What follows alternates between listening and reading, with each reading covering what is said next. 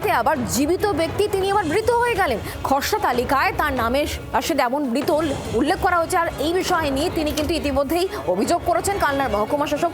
পুরো বিষয়টি খতিয়ে দেখা হবে এই আশ্বাস কিন্তু দেওয়া হয়েছে।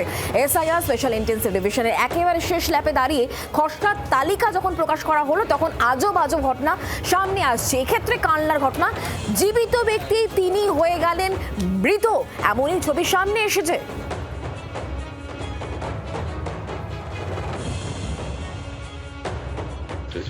আমার স্বামীর ভোটার লিস্টে নাম নিতে এসছে, ওই জন্য আজকে পৌরসভায় গিয়েছিল ঠিক করার জন্য।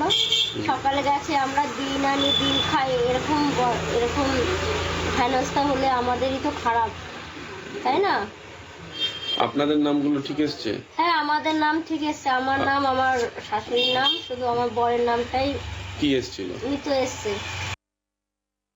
না। এই যে একটি ব্যক্তি যার নাম পূর্ণ সাহা, এনুমারেশন ফর্মে তিনি নিজে সিগনেচার করেছেন।